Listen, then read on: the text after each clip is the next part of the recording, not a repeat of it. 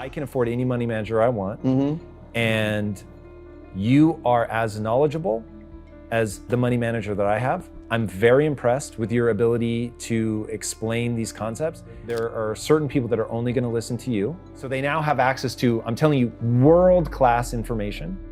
Wealthy people do three things, man. They stop trading time for money. They make their money work for them. And they give as much value to people as they can. So I learned that as I got older. That part really didn't make sense to me at the time, but the money working for you part, and I was like, how do you make your money work for you? Again, all I know is how to go get money. Wealthy people, first they get into stocks, then they start a business, and then they get real estate. I took my time, I researched the Warren Buffetts and the Peter Lynch's, and I'm not gonna lie, in the beginning, that shit was like Chinese to me, right? This is a foreign language. And so what happened to me was it started reminding me of being in the streets. Everything about it. And I heard this term one time that said, the real gangsters are on Wall Street. Once you know how something works, then you can get good at it. But if you, and I really think the vast majority of humanity, and I don't care what class you're in, the vast majority of humanity does not understand how the world works. Therefore, they are at the mercy of the world, and the people that figure out how it works can change things. You have to understand how things work. And like, yeah, that is to me what is so powerful about you.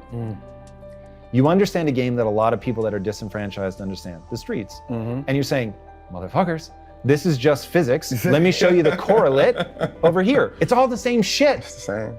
That's it. And so that's important for me, the understanding the basics and the fundamentals. Like once you start understanding the fundamentals, you give yourself power because you now understand, like you said, you see how the machine works, right? And so most people look at the machine and marvel and say most people look at the stock market, 98% of the people who I know look at the stock market and say, yo, that's not a game I can play. I'm staying away from it. And so the way it's set up is, the world is set up, well, listen, cool, I don't even want you to play it. Just give me your money, I'll play it for you. So when we look at like banks, like we understand that banks don't necessarily work in our favor, right? So banks only give us 0.05% interest on the money we have there. Well, we can get 8% just by putting our money in an index fund. So why would I just sit my money in a bank and let the bank make all the money? Because all they're gonna do is invest the money for you. So they now operating as the plug. They operate now as the man who, I'm gonna front you this, I'm gonna make my money, I'm gonna take the cut, I'm gonna give you just enough to keep coming back. I wanna go to the plug. Who is the plug? The stock market, right? And so once I understood the fundamentals of like, the most important thing too, is we don't understand how money works. That's a whole different language in its own. The relationship with money in my community is you make money, just enough to pay bills. And so once you get tired of paying bills, you say, you know what? I need to treat myself to something, right? No matter if I gotta go in debt, no matter if I need to treat myself to something to take this misery away. So you treat yourself to something that you can't afford at the time, right? But it makes you feel good in the moment. And so because it makes you feel good, you say, you know what? I'm living. This is a reprieve from everyday struggle. Let me get back on the hamster wheel. And so the sacrifice now becomes hard because now you're saying, I gotta work and never get that reprieve. I'm not willing to do that, right? And so that's the mindset comes in and say, everybody around me had the same problem. No one represented the solution. So if I don't change something, I'm only gonna end up like everybody else I know. Somebody has the solution somewhere. There's too many people out here living the life of their dreams that I'm watching. They know something I don't know. And the only thing that they had was access to a different type of information. So once I went and got the information, I now wanted to sing from the mountaintop, like, yo, look at this dope thing I found. Everybody can be a part of it. And then when I showed it to people, they was like, that ain't it, bro. I'm not about to do that. And so I realized how powerful it was for me to, one, become economically like powerful in my mind. Because the thing about investing, especially in stocks, is that piece of ownership of everything that I use now makes me say, well, if I own that Apple, God, I don't care about buying an Apple phone. If I'm gonna wear Levi's and I'm gonna wear Timberlands, if I can own VFC Corp, then I own the stuff that I'm buying. I'm okay with that. Like that subtle shift in my mindset changed everything for me. Because now I was after just owning everything that I consumed. In the beginning, that was my introduction to the game. Let me just own everything I consume and then I'll feel okay. Owning a stock is like, it's owning a percentage of a great business. And so once I understood that concept, I understood that the key to wealth is through ownership. Like that was one of the things that made it click, because I studied the wealthy people. The key to building wealth is not how much you can work. You can't work your way to wealth. You gotta invest your way there. And all wealthy people, black, white, Asian, Chinese, they own a whole bunch of shit. The people who aren't wealthy is because they don't own nothing.